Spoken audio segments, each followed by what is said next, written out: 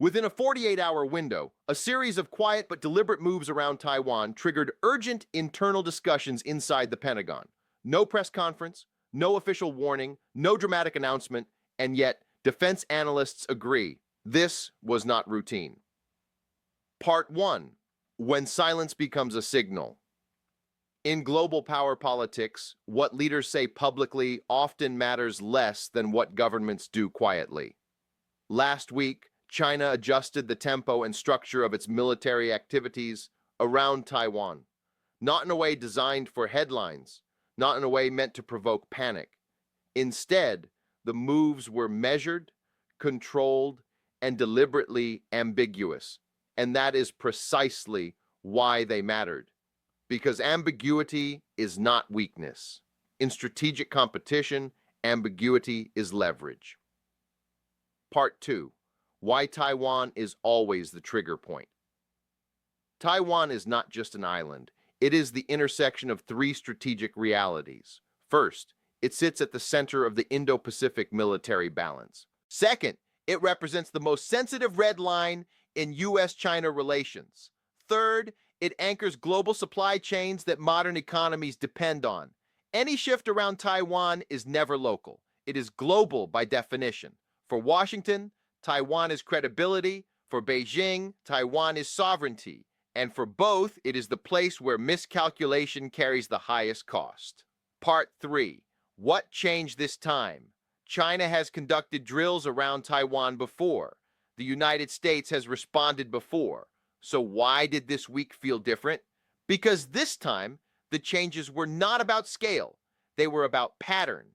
Military analysts noted adjustments in deployment timing, more synchronized operations across multiple domains, subtle shifts in command coordination.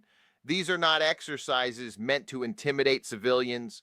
They are exercises meant to test decision-making speed on the other side. Part 4. How Washington read the signal. When the Pentagon reacts quietly, it usually means one thing. They take the signal seriously. No public escalation, no dramatic rhetoric. Instead, internal reviews, contingency assessments, re-evaluation of regional posture. This is how great powers manage risk, by preparing without provoking, because once statements are made publicly, options narrow. Part 5. This is not about invasion, it's about control. One of the biggest misconceptions in public discourse is the idea that confrontation must immediately lead to war. Modern power competition works differently. This phase is not about launching missiles. It is about shaping the battlefield before conflict ever begins.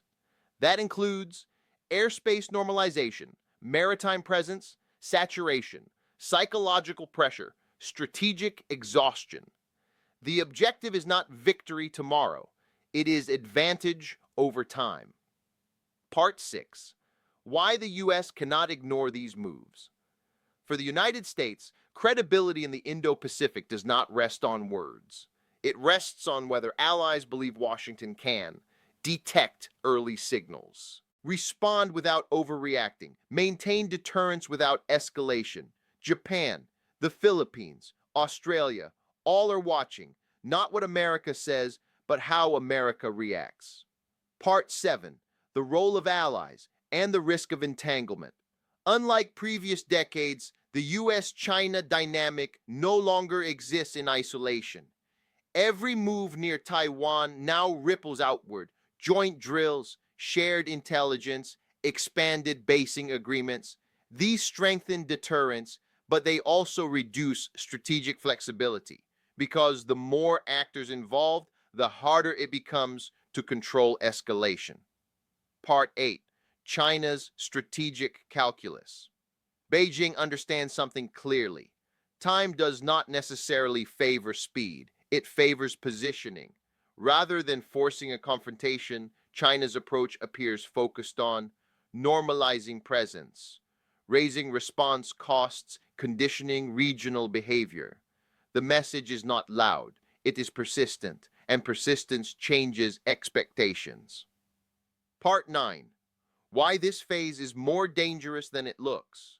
The most dangerous moments in history are not when leaders declare war. They are when red lines blur, assumptions replace communications, routine becomes normalized. This is where strategic friction builds, not through intent, but through momentum. Part 10. Misjudgment, not malice. Neither Washington nor Beijing appears to be seeking immediate conflict. That is precisely why the risk exists. Because when both sides believe they are acting defensively, every move feels justified. And defensive logic, when mirrored, can still lead to collision. Part 11. The new kind of Cold War. This is not the Cold War of the 20th century. There are no walls, no iron curtains. Instead, there are supply chains, semiconductor choke points, data dominance, regional influence battles. Taiwan sits at the center of all of it.